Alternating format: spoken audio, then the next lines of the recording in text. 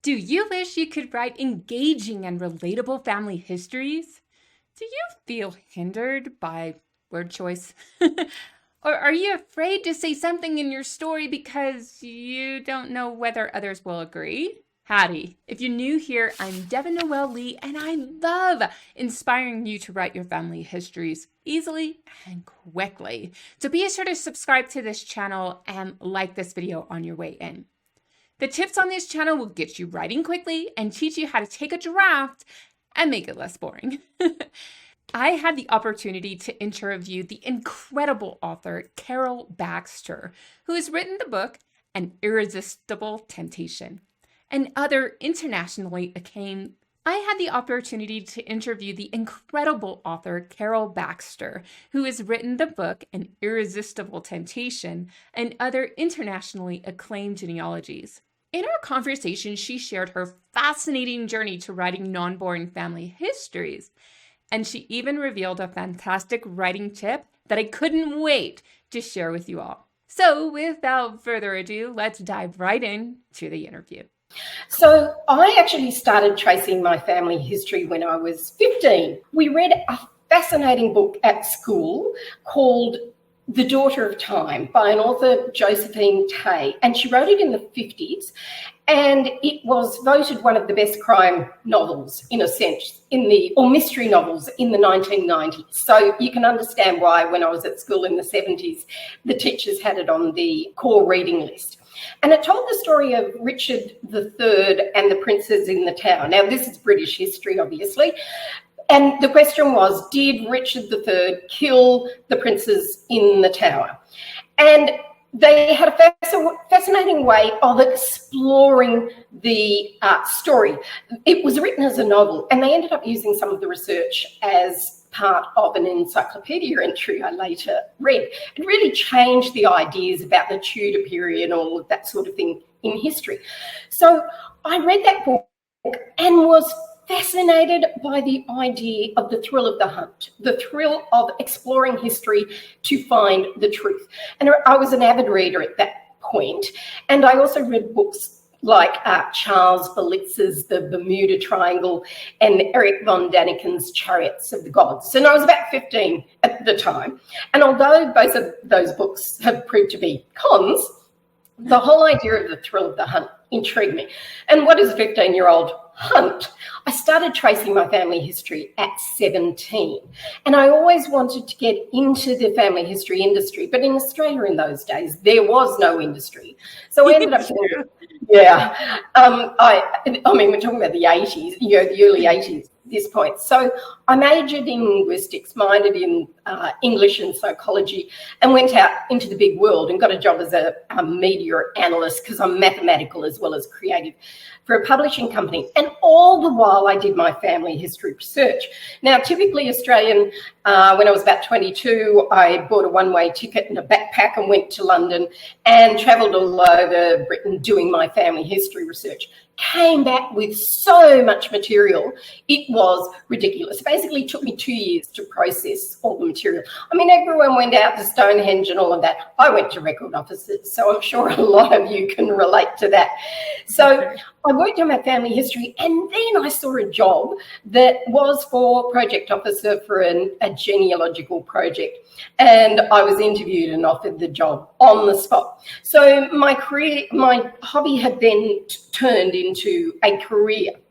And I did a diploma in family historical studies through the Society of Australian Genealogists, which involved writing a family history and writing an analytical essay. So I did that. I worked on that for the next couple of years, which meant I had to turn the results of my family history into prose. But it was very much the expository encyclopedia style of prose. So I kept working for this project, had kids, ended up going back and working for the project again. And then I was actually ill for a year and spent a lot of time working on the family history, and realised at that point in my life I needed direction. So I decided to write a family history and self-publish it. And I thought it would take 6 months, and it ended up taking 4 years, because I wrote 29 detailed biographies, 500,000 words. The whole book was, with the source references. And I stumbled across a great sex scandal, a political sex scandal in New South Wales. So I had this great story and I was up for a new challenge, and I decided to write it as popular history. Knew nothing about the publishing industry, had done less writing training than you have if you're listening to me doing this talk, because I'd never done any. We stopped creative writing in primary school. So I had this great story and I had to work out ways to write it. And one day, so I was writing it as I would write normal history, an academic style of writing, because I never learned any creative writing. So it was really just timelines listing the facts. And one day I was out hanging washing on what we call a clothes slide, which is out the back and swings around and dries the washing. And I had an epiphany. And I realised that it was a bit like me, any of us watching a documentary where we've got the narrator at the front of the screen and we've got the characters at the back of the screen, but they're slightly out of focus and the narrator's in full focus. And we can see that the characters are doing something and saying something, but because they're blurred, we can't quite work out what it was. And instead we had the narrator at the front of the screen telling us what they were saying and doing. And I thought, no. I want to hear the characters and see the characters and walk in their shoes myself in terms of what I'm writing. I want to boot the narrator out off the screen and I want to go directly to the characters. So I went inside. No one, of course, got any dinner that night. And I started rewriting my manuscript. And I found a different authorial voice style and tone, which again, I can talk about later.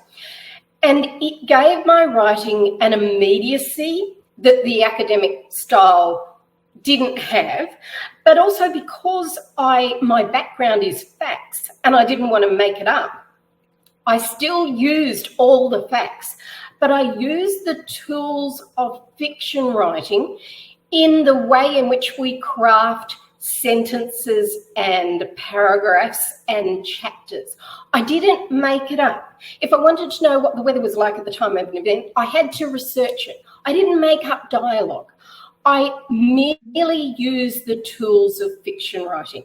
And because I hadn't done any writing courses or anything, I broke the rules because I didn't know the rules were there. I didn't know there were rules of academic history writing because I hadn't done academic history writing. But it's interesting. I then eventually, manuscript wasn't finished, but I figured I'd start going through the publishing, approaching mainstream publishers, major publishers. And fortunately, I knew nothing about the publishing industry because I would have known then that my chances of being picked up then were 1 in 500. And it was mostly journalists or academics who got picked up for history writing. It's probably 1 in 1,500 now. It's much harder to do it. But I hadn't even finished the manuscript, and I had chapters starting, research still to be done in England, then left a couple of inches and then, started the text. And I sent it in to one of Australia's top publishers, which is an Australian company, rather than, say, the Penguins and the Pan Max and the other companies that are more international, because this Australian company seemed to publish a bit more Australian history. And they said you'd hear back in a few months. Apparently it's normally 6 to 9 months, but I got a phone call from a publisher 3 weeks later to say she loved what I had written. Could I come in for an interview? And the next thing, I'm offered a $10,000 advance for the manuscript. I didn't even know enough about the publishing industry to know that you got offered 5-figure advances. I just wanted somebody to publish my manuscript. And that's how my journey began. And of course, it took me a couple of years of the imposter syndrome and thinking, I'm a genealogist who just writes okay. How have I become a mainstream publisher with major reviews in the major newspapers and all of this? People loving my book. So it took me a long time to catch up with myself. But because of the way I started, I actually, at the point I got the contract, I started reading books on writing so I could learn the craft. But it took me a long time to learn all the skills of writing that I can communicate to you, because I had to learn them myself through my own writing. And in fact, for example, Devon might have talked to you about point of view in writing at some point. I didn't realise that I wrote in the close third style of writing until it was about 10 years down the track. I just knew one of my books received first prize in a writing competition, and the judge said that I wrote in the active voice narrative of history, and I thought, oh, okay, I write in the active voice narrative of history.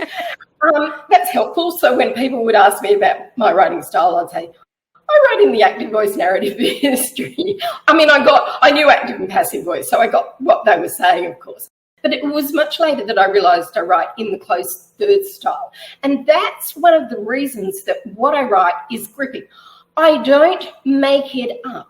I use the tools of fiction writing to make non-fiction interesting. You do give us this idea that you don't have to be formally trained with creative writing to write creatively, because if you're an excited writer, excited about their ancestors, then you're going to write a better story. I come from a journalism background, and we are about the facts, and the most common style is an inverted pyramid where you put the most important facts and least until you finally get to a place where an editor could chop it off and then the story doesn't change all that much, right? And that doesn't necessarily make a great family history, because that just doesn't get things in a nice story flow. But there are principles from journalism that make me seek after the facts and seek after the stories. And then I can leverage that to tell a decent story, right? What was that first story you did? An Irresistible Temptation, the true story of Jane New and a colonial scandal. Now, with my writing style, I qualified things. I had should have, could have, probably, almost certainly a lot of qualifications. And the first review was written by an academic who really loved how I had written history and how I explored the characters, that they weren't just black and white. They were deeply flawed. They had good sides, they had bad sides. And I told the story in that way. But as I said, I qualified it. And then a very intelligent, well-read friend of mine said when she read the book, every time I qualified my statements with the almosts and the likely and all of that, she said I pulled the reader out of the story. And that really resonated with me as part of telling the story in a way that readers wanted to read. So I ended up deciding that I was the expert. I was the only one who had exhaustively researched this story. And if I made an almost certainly judgment, I was just going to accept that as the judgment, because every time we put pen to paper, we communicate our own personality, and there's no way we can avoid that. So we might as well embrace it rather than try and avoid it. What are your tips for people who are trying to improve their writing styles? What's something practical that they can do, maybe one or two tips that they can do when they're writing their stories? Sure. There are basically 4 literary styles that we can use in our writing. There's expository or encyclopedia style writing, which is the main style that most genealogists use in the body of their prose. There's the descriptive style, and I have pages for all of these on my website again, so people can see the definition and see some of my own writing examples to show the difference between, say, the expository style and the descriptive style. So the descriptive style people sometimes call all that flowery stuff, but it really isn't. It's the use of the parts of speech, which is particularly verbs, strong verbs. Look at every verb in your writing and attempt to make it stronger, more lively, have some oomph. So we can use strong verbs, we can use adjectives and adverbs to bring our writing to life. We also add in the senses, the 5 senses. So when we write anything, instead of just writing the facts, we need to think about the context. We need to see it, to hear it, to smell it. So say, for example, one of your ancestors travelled by ship from Europe to the US. We've got the whole experience of their journey. Now, what do most family histories say? family, put in their prose, they say that so-and-so left England on the 24th of August, 1782, and arrived in New York on, however long, a month later or whenever it was. And they leave it at that. But that experience is one of the most important experiences in our ancestors' life. That is an unforgettable experience. And if we just communicate the dry facts, we're failing to live up to our ancestors' story. We're not doing our ancestor any justice, and nor are we doing our readers any justice, because our readers are not academics. They're not interested in something dry and boring. They want to read something that they can engage with. We can stand in that port with our ancestor. And I mean, you can get pictures of ports often in the old days. You can get descriptions, particularly through fiction, of what it was like. So think about the port. Think about seeing the ship for the first time. What you're seeing in terms of the sails, in terms of the size of it. I remember the first cruise I went on, and we were looking, everyone said, "Oh, I can see the ship." And I was looking down the hill towards the ship and I couldn't see anything. And I realised it was so big I needed to look up. By looking down, I was just seeing the hull and there wasn't anything to see. It just looked like a building. But when I looked up, oh my goodness. So you've got to see the world through their eyes. Think about the sounds of the birds. Think about the smell, the fishy smell. They're the sensory words we use to bring the experience to life. Do you know what the odds are? Our ancestors wouldn't know or wouldn't remember the date the ship sailed, but they would sure remember the experience of getting on the ship, of crossing the ocean and the smell of the sea air. So once we've got the facts, it's all about, in terms of descriptive writing, adding the scene of those facts. And then, so this is called descriptive writing, as I said.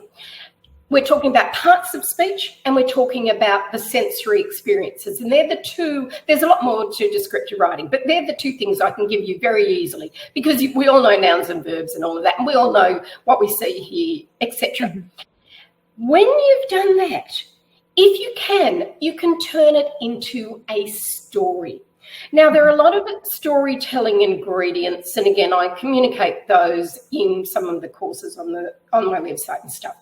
But the storytelling ingredients are when we actually change just the facts into the person living the experience of the story, of them going up the gangway, because we're going to make a judgment here that they walked up the gangway.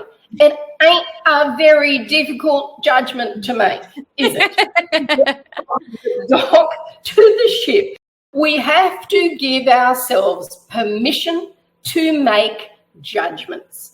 And so instead of saying they probably walked up the gangway, we write it in such a way that we communicate that they did walk up the gangway.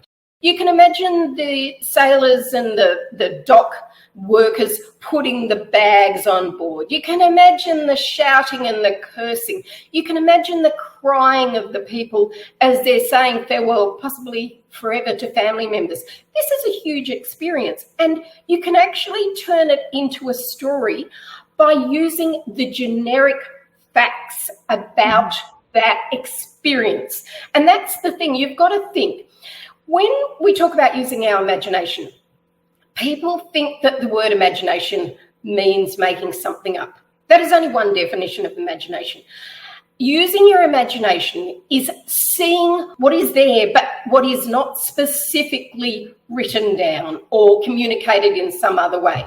Absolutely. Absolutely. I know I had a workshop just a few years back in Houston, and this one person, I try to have people, when they've never written before, write about somebody you know, because you can remember what they sound like, remember what they smelled like, remember what their house smelled like, remember how they walked, remember what clothes they wore. I mean, on and on and on and on.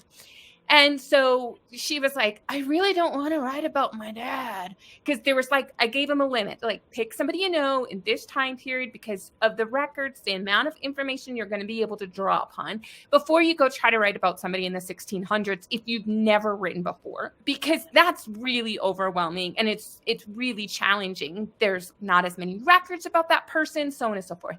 So she's like, all right, I'll give it a try. So it was a 3-week process, and you came 1 week, and then you went home and did your homework, and you came back the next week, and you went home and you did your homework. On the last day of class, she came in and said, you know what? I thought my dad was boring, but by doing some of the things you share and some of the things I share on this channel and in my book, she was like, oh my gosh, my dad wasn't so boring. I wrote like 3 pages, double-sided, single space, and my family couldn't believe. They're like, that's boring, Grandpa. Like, how did you do that? And she was like, look. And they started reading and they were really excited because they used those, not just the, here are the dry facts and almost newspaper reporting, inverted pyramid style, or the academic style. It was more, I'm going to tell you a story. I'm going to put somebody in setting by adding context. And I like that you said, giving yourself permission, they walked up the plank. Now, we might not say they hobbled or they scampered or they whatever, or do you use those kind of descriptions if you don't know how they actually walked? What do you say to that?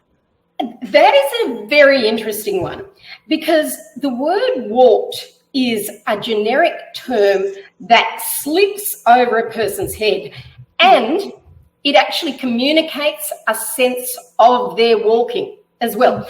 I mentioned before I can give you an example of how we make a judgment in our writing. So let me do that right now. In 1788, the first fleet sailed into Sydney Harbour.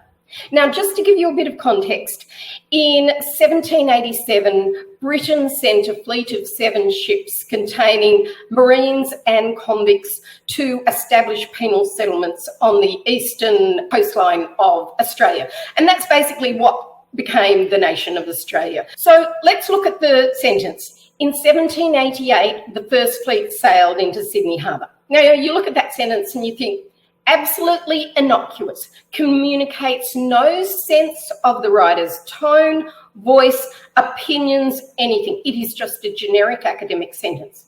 But let's juxtapose it against this sentence. In 1942, Japanese submarines invaded Sydney Harbour. Let's look at the verb invaded. Mm-hmm. It indicates an opinion from the writer. And the writer's opinion was that that was wrong. That was not permissible under the law or under anything else.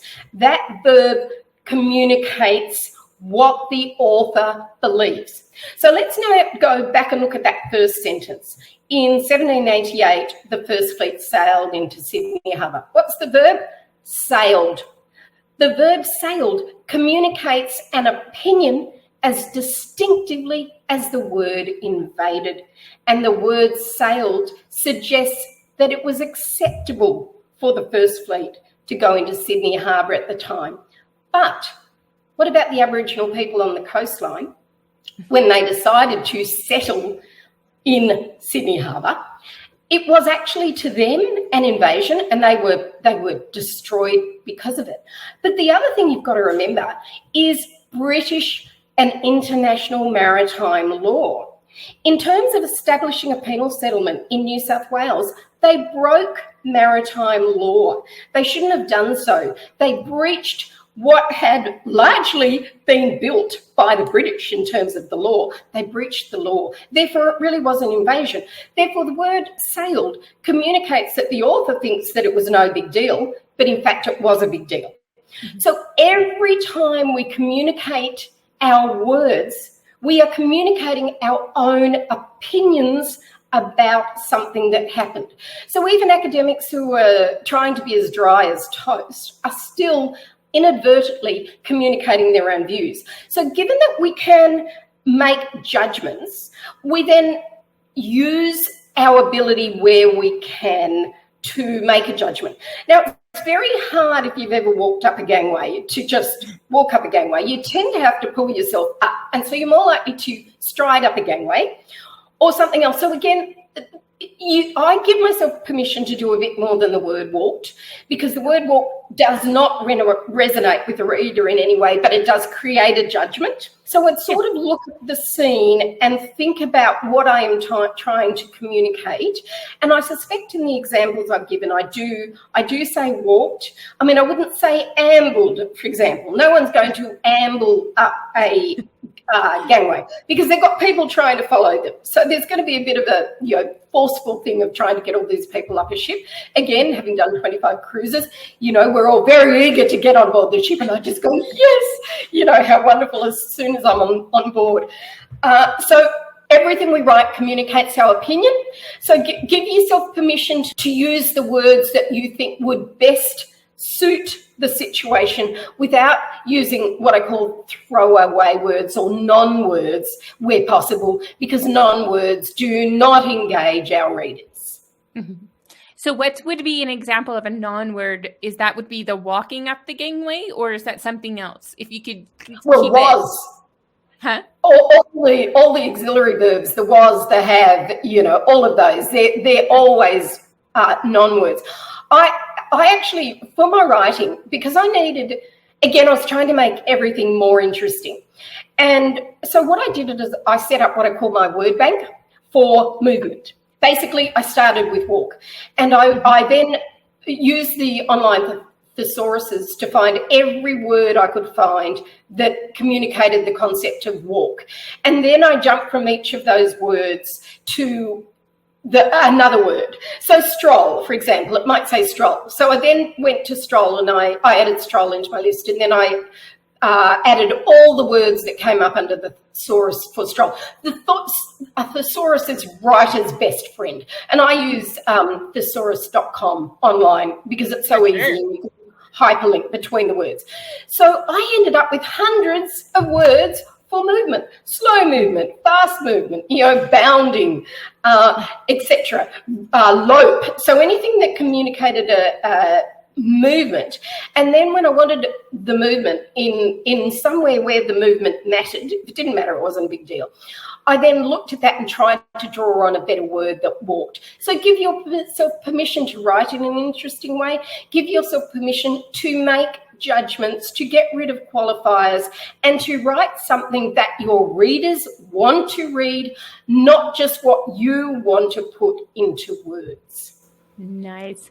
Well, thank you so much. And chances are I am going to have you back again. You're just so filled with so much knowledge, and I love your passion for writing and the encouragement that it is totally possible. I hope you enjoyed that session with Carol. If you enjoyed hearing about her journey to publishing her genealogies, let me know what you think by liking this video and leaving a comment that you'd like Carol or other genealogy writing educators to answer in the future. Be sure to subscribe to this channel and ring the bell so you'll be notified of all future motivational videos and tutorials. And on your way out, check out this writing tutorial right up here.